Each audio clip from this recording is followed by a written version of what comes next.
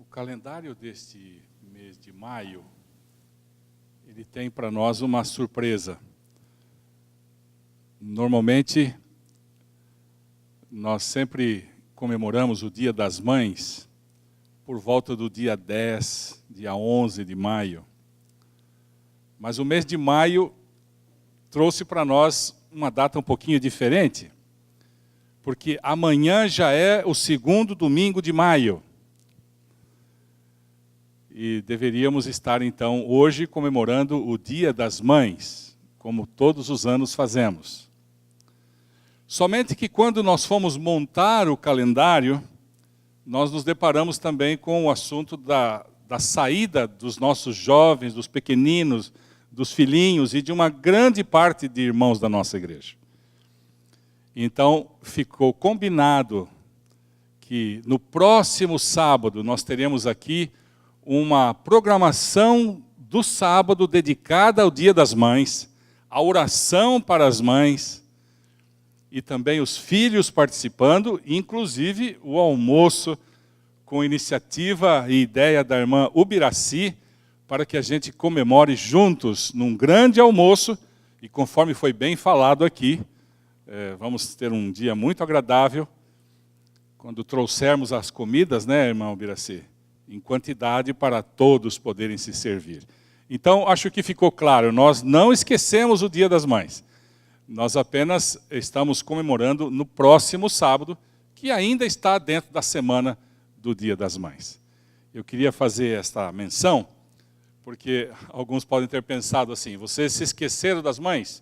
De forma nenhuma, nunca nos esquecemos. É apenas uma questão de calendário, que nós precisamos fazer essa adaptação. A sociedade que nós vivemos é chamada sociedade pós-moderna. O mundo é o mundo pós-moderno.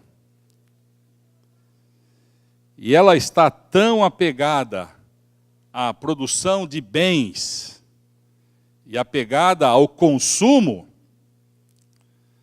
que de alguma maneira impõe sobre nós o pensamento de que a valorização do ser humano é medida pelo patrimônio que ele possui, pelos recursos que ele conseguiu ou consegue adquirir.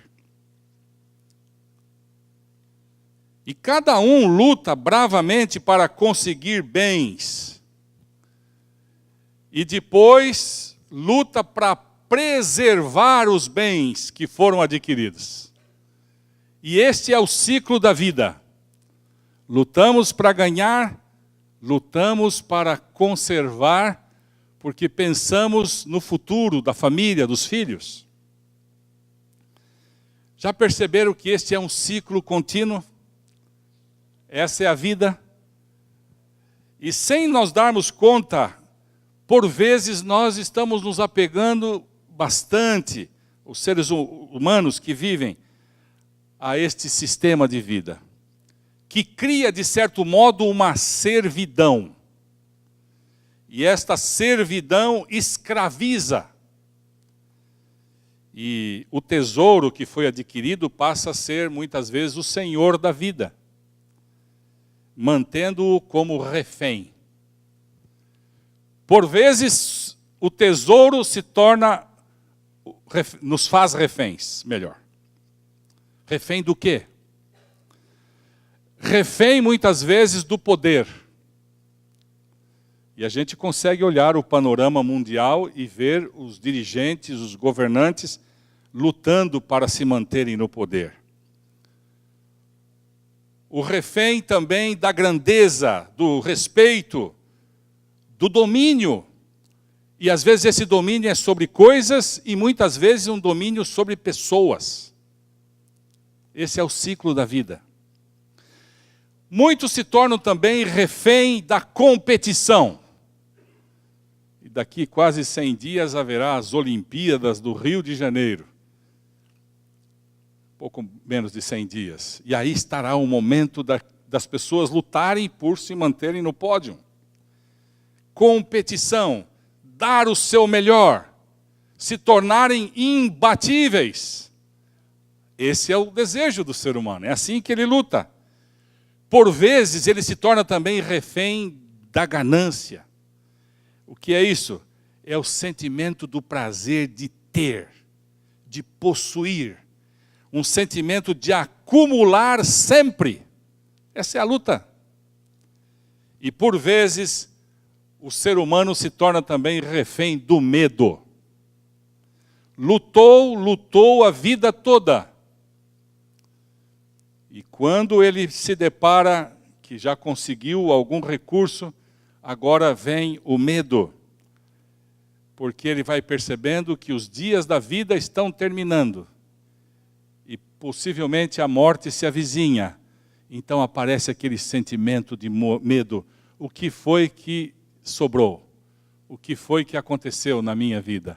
E assim é o ciclo da vida. Lutamos, lutamos e lutamos. Agora tem uma coisa, sabem? Tudo aquilo que a gente valoriza demais nos faz ficar apegados. E às vezes a gente se torna tão apegados que nós estabelecemos isso como tesouro. E gostamos então de ter isso ao nosso lado. E somos aconselhados a buscar, em primeiro lugar, os tesouros celestiais, em detrimento dos tesouros terrestres. Esse é o conselho da Bíblia. Esse pensamento corrente da sociedade pensa assim, por vezes está influenciando também os cristãos. Esse desejo de ter influencia cada vez mais os cristãos. Sabem por quê? Porque todos entendem que é um direito. E de fato o é. Nada contra. Tanto é que o Antigo quanto o Novo Testamento sempre ensinam que aqueles que sempre forem fiéis a Deus serão abençoados pelo Senhor. No entanto, surge aí uma pergunta. Essa bênção prometida nos Evangelhos, as bênçãos do Velho Testamento, do Novo Testamento, necessariamente é uma bênção constituída de uma prosperidade material. Ser abençoado é ser materialmente abençoado também.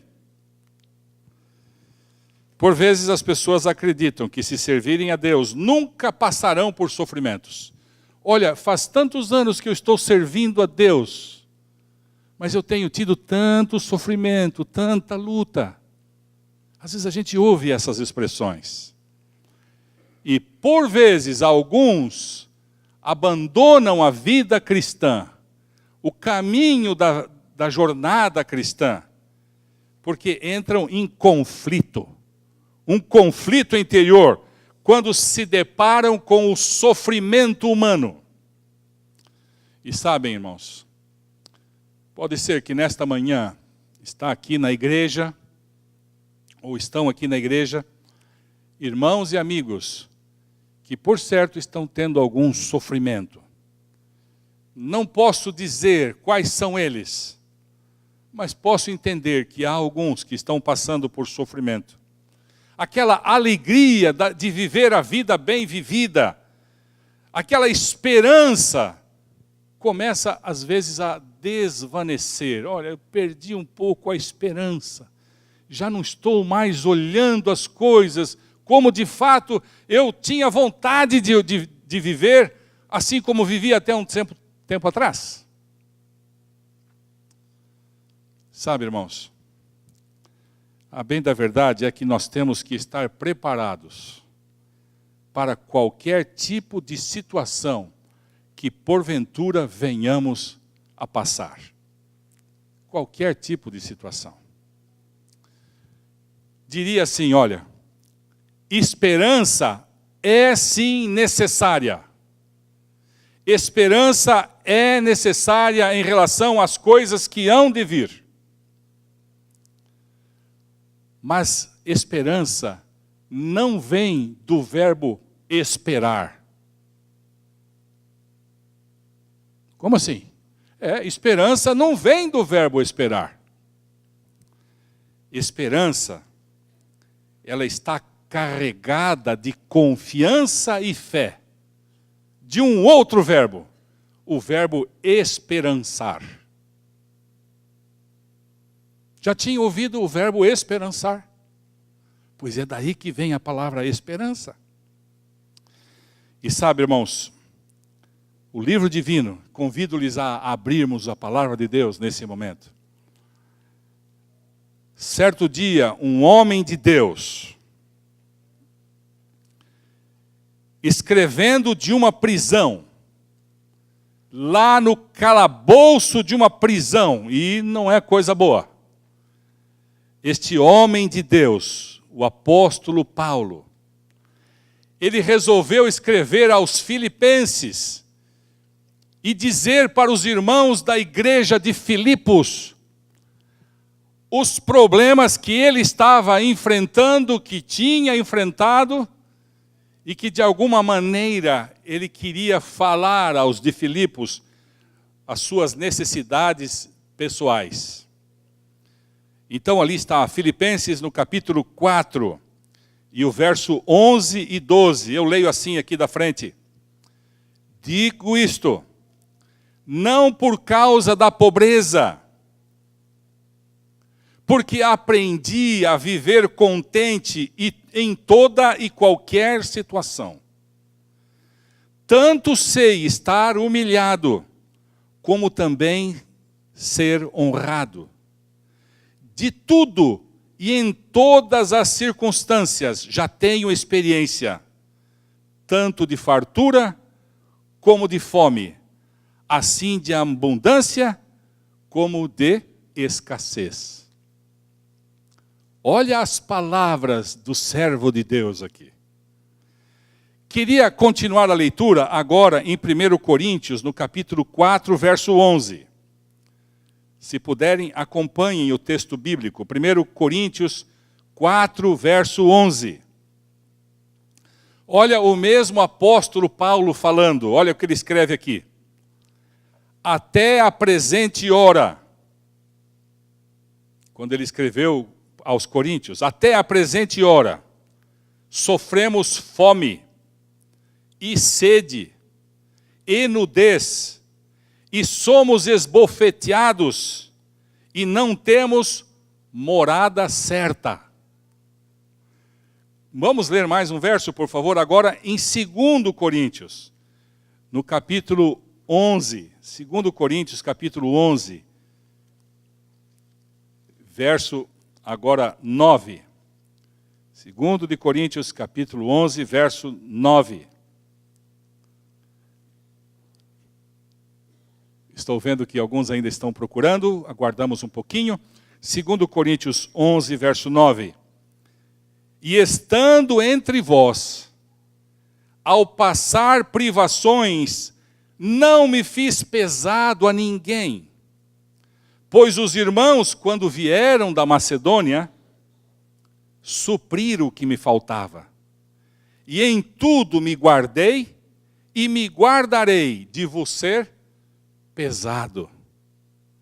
E agora gostaria de ler ainda mais um texto, 2 Coríntios capítulo 11, e os versos 24 até o 27. O mesmo apóstolo de Deus falando, ouçam a leitura, por favor.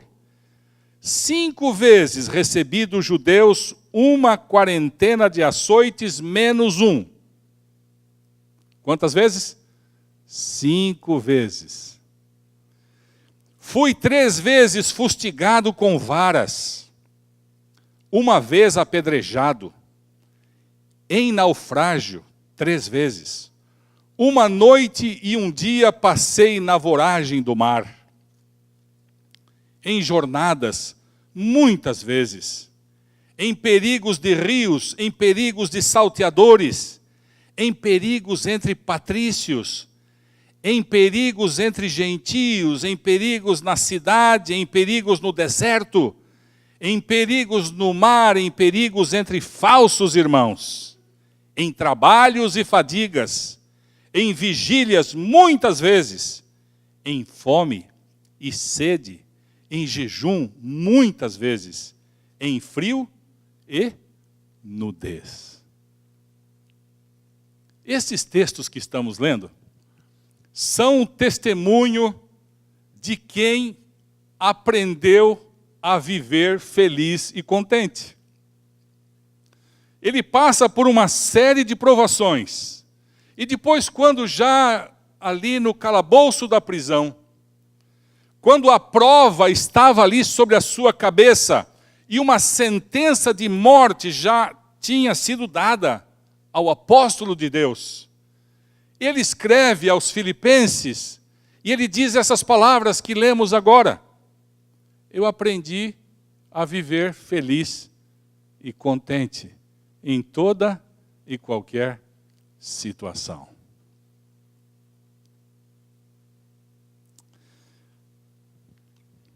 Eu fico pensando nessas palavras aqui, deste baluarte do Evangelho, o apóstolo Paulo. Tremendas provas. Tremendas provas. Pudemos acompanhar na leitura as provas por que ele passou. E agora ele vem e declara já no finalzinho da vida: olha, irmãos, eu estou feliz e estou contente. Eu fiquei pensando, mas escute, como é que uma pessoa pode ter um segredo de vida semelhante para viver feliz e contente? De onde vem esse segredo? A primeira lição que o texto que estamos mencionando, o texto principal de Filipenses capítulo 4, versos 11 até o 13, a primeira lição que nós podemos tirar aqui, irmãos, é que o apóstolo Paulo, ele mesmo está dizendo que ele aprendeu. Eu aprendi. E eu vou dizer assim, irmãos, aprender não vem por acaso, viu? Aprender não acontece de uma hora para outra.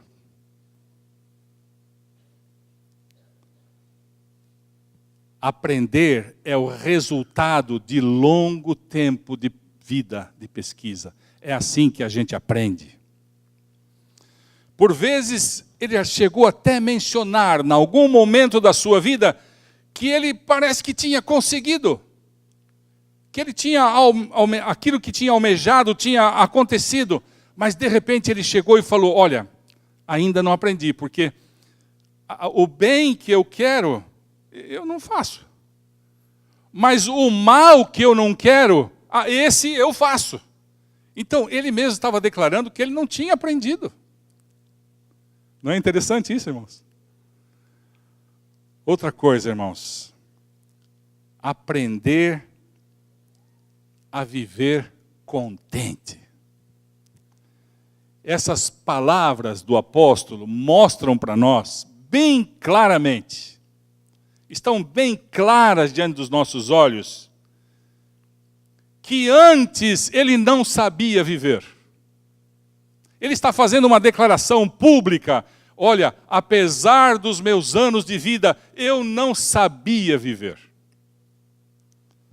Custou-me algum esforço para alcançar esse mistério que é viver contente e feliz.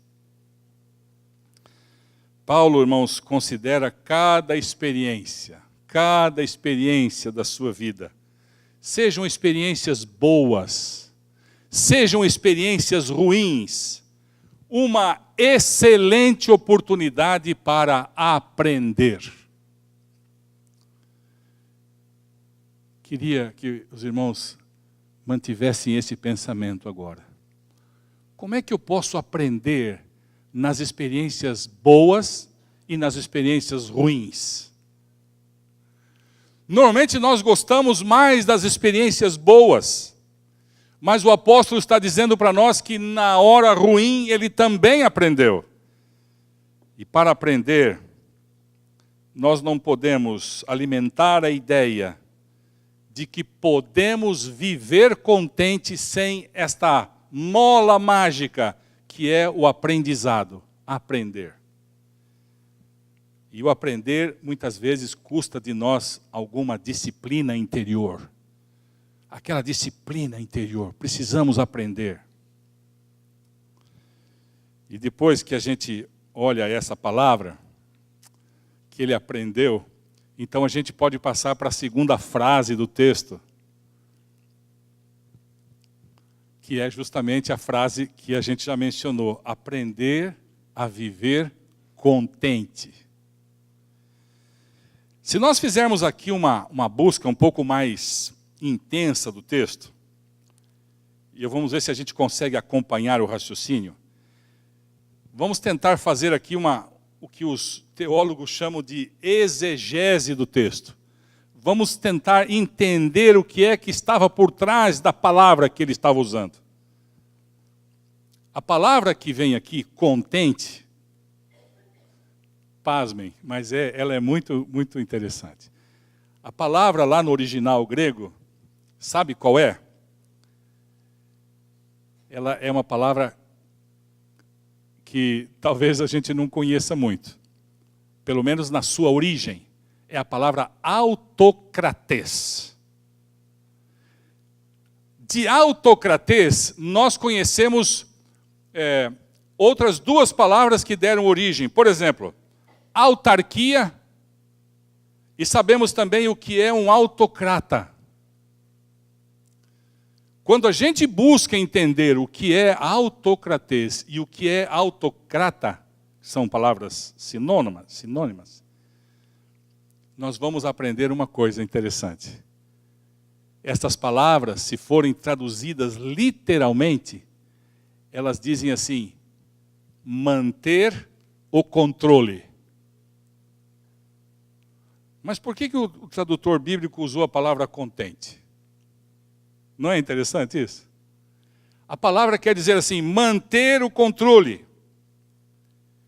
O que o apóstolo está ensinando à igreja lá de Filipos, e está nos ensinando hoje também, é que ele está falando assim, é possível manter a serenidade, é possível manter o controle da situação, é possível manter a autonomia, independente dos problemas que nós estamos passando. É isso que o apóstolo está falando aqui. Manter o controle diante das situações difíceis da vida. Que desafio, não é fato? Que situação talvez nova. Porque, por vezes, nós achamos que quando as provas vêm, quando o sofrimento vem, quando a doença bate à porta da nossa casa, quando a gente não consegue olhar do outro lado, então a gente tem um sentimento de tristeza, de angústia. Quando a conta no banco começa a baixar o seu crédito, ou quando o vermelho começa a tomar conta das nossas finanças, então nós temos um sentimento de angústia interior. E os filhos, e a família, e os negócios, e como é que vão ficar as coisas? E irmãos, aqui está a segunda lição do apóstolo Paulo para a igreja nesta manhã. É a segunda lição.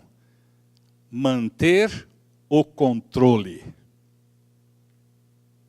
Manter o controle. Mas aí vem uma pergunta, mas manter o controle sobre o quê? Eu aprendi a manter o controle sobre o quê? E aí então ele completa a frase e diz assim, em toda e qualquer situação. E aqui está a terceira lição que a gente podia extrair do nosso estudo nesta manhã. Em toda e qualquer situação é preciso manter o controle. Sabe, irmãos? Esse talvez seja o grande segredo da vida cristã. Esse talvez seja o grande desafio de todos nós, crentes em Jesus. Na hora da humilhação, ou na hora da exaltação, na hora da fartura, ou mesmo na hora da fome, na hora da abundância, ou na hora da escassez. Sabe, naquela hora que estamos com a cabecinha baixa, chateados, aborrecidos, quando alguma coisa não vai bem, nós reclamamos, nós sofremos, nós enchemos o coração às vezes de ódio, enchemos o coração de mágoa, porque as coisas não vão bem. Esquecemos do conselho do apóstolo, que é manter o controle. Quando as coisas não vão bem. Este é o conselho dele para nós. Agora, quando a gente está assim por cima, eu estou assim, colocando entre aspas essas palavras, né? Quando estamos por cima, aí então nós vivemos aquele momento de euforia. E aí então nós temos a tendência de esbanjar. Esbanjar. Em todas as áreas da vida é assim. Temos a tendência de esbanjar. E eu queria só mencionar, irmãos, aqui um fato. Que o apóstolo está delineando para nosso estudo nesta manhã. A ideia de que ele levou tempo para aprender. Aprender a manter o controle em toda e qualquer situação. E aí então vem um outro verso do qual nós gostamos muito, que é o verso 13. O verso 13 é muito interessante, sabe por quê? Porque não poucas vezes nós usamos este verso para aplicar para realizações.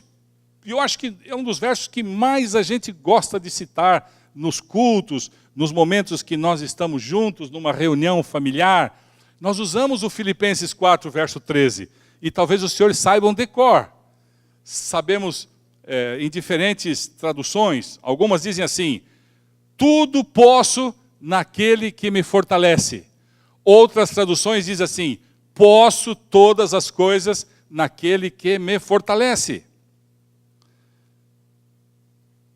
A impressão que dá que quando a gente lê este verso, é que a gente pode conquistar todas as coisas. Essa é a ideia. Não, Deus me dá poder para conquistar todas as coisas. Então tudo eu posso. Eu posso ter, eu posso fazer, eu posso adquirir, eu posso conquistar, eu posso prosperar. Então essa é a ideia que vem do texto. Mas quando a gente dá uma pesquisada, nós vamos ver que o que o apóstolo está dizendo aqui está linkado aos versos de 11 até o verso 12. 10, 11 e 12. Ele está dizendo assim, olha, tudo eu posso administrar. É isso que ele vai falar para nós. Eu posso administrar a minha vida naquele que me fortalece. Paulo não está dizendo assim, eu não posso. Porque se ele falasse assim, ele usaria a linguagem do pessimista. Ele também não usou a palavra eu posso, que seria a linguagem do presunçoso. Mas ele fez questão de dizer assim a frase completa. Eu posso todas as coisas por meio de Jesus Cristo. Aqui está o segredo. Essa linguagem é a linguagem da fé e do poder. Esta é a linguagem correta. Então hoje nós podemos dizer assim, bom, o apóstolo aprendeu porque Cristo o fortalecia. Nós podemos também dizer assim, o apóstolo vivia contente porque Cristo possibilitava que ele vivesse contente. Em toda e qualquer situação, porque Cristo o fortalecia a viver esta situação. Então hoje nós estamos aprendendo que a retórica de Paulo é tão forte de que em Cristo nós podemos todas as coisas, somente através de Cristo. E aí está o resultado magnífico da vida cristã.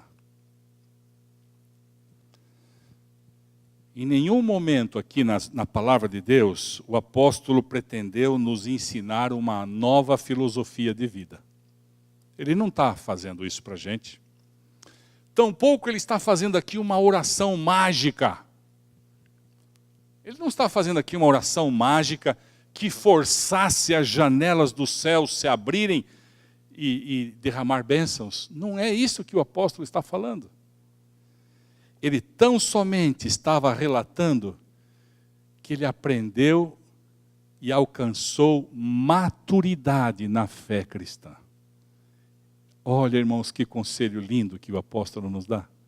Maturidade na fé cristã. E essa maturidade na fé dava a ele condições de manter o controle. Fosse qual fosse as circunstâncias da sua vida, fosse qualquer problema que ele estivesse enfrentando, porque ele não trabalhava sozinho, Cristo o fortalecia diariamente. Que segredo lindo da vida cristã. Que privilégio é podermos ter o apóstolo Paulo pregando para nós hoje de manhã e falando esta mensagem da sua vida pessoal, abrindo o coração da maneira como fez. Olha, irmãos, amigos presentes, quero lhes dizer uma coisa. Contentamento não é uma inclinação natural na nossa vida. Mas como assim? Viver contente não é natural. O que é natural na nossa vida é vivermos assim em murmuração. É vivermos em descontentamento. Isso é natural no ser humano. Sabe por que eu estou falando assim? Porque espinhos e ervas daninhas, elas produzem no solo de qualquer maneira. A grande luta do jardineiro é terminar com essas ervas daninhas que crescem por todo lado. Essa é a luta do jardineiro. No coração humano, é muito mais natural brotar o descontentamento, o desprazer, a falta de alegria. Assim como que para o solo são inerentes os cardos e os espinhos. Semelhantemente, nós não precisamos ensinar os homens a reclamar. Não há necessidade de ensinar o ser humano a reclamar, ou há. É natural. Isso vem do coração, porque nós somos assim, reclamar. Sabe por que nós reclamamos tanto? Porque nós nunca fomos numa sala de aula para aprender a reclamar, ou alguém já foi lá. Nunca fomos lá, eu vou vir aqui aprender a reclamar. Isso não existe. Isso é natural na vida da gente. Agora, uma coisa nós precisamos ir na sala de aula. Aprender, cultivar. Aprender a cultivar, isso é preciso. E eu vou dizer, irmãos, se a gente quiser colher um trigo, nós temos que arar e semear a terra. Se nós quisermos ter flores, nós precisamos de um jardim e com ele todos os cuidados necessários para que a planta possa produzir. Vou lhes dizer uma frase, não se esqueçam dela, por favor. A alegria e o contentamento são belas flores colhidas no jardim da vida, quando Jesus Cristo está trabalhando conosco como jardineiro. Não se esqueçam disso. Sabe, somente esta nova natureza que o Senhor Jesus, através do seu bom e santo Espírito, que Ele coloca lá no nosso coração, nós então conseguiremos produzir. E produzir é necessário vigilante cuidado. Para produzir é necessário cuidado. E quando a graça de Deus semeia em nosso coração, E Jesus está disposto a fazer isso sempre, né? Semear sua graça poderosa, graça excelsa no nosso coração. Então, irmãos, podemos dizer, como o apóstolo disse, aprendi a viver contente. Aprendi a viver contente. O cristão, como qualquer outro ser humano, podemos passar por diferentes situações na vida. E como podemos? Da humilhação e às vezes até a honra. Da escassez para a abundância. Podemos passar por essas experiências. Mas em todas elas, nós precisamos aprender a manter a serenidade, o controle em qualquer situação que estejamos vivendo. A plenitude deste aprendizado só será possível àqueles que buscam forças em Jesus Cristo. Não tente buscar forças em outro lugar, porque é batalha perdida. Somente aqueles que estão conectados à fonte da alegria poderão alcançar este resultado. E eu vou dizer, irmãos, estamos nós dispostos a aprender na escola de Cristo, a viver contente em toda e qualquer situação? Estamos dispostos a fazer isso? Se nós estivermos dispostos a aprender a viver contente na escola de Cristo, então nós teremos o DNA do vencedor. E o DNA do vencedor diz assim: quando nós não sabemos, Ele sabe.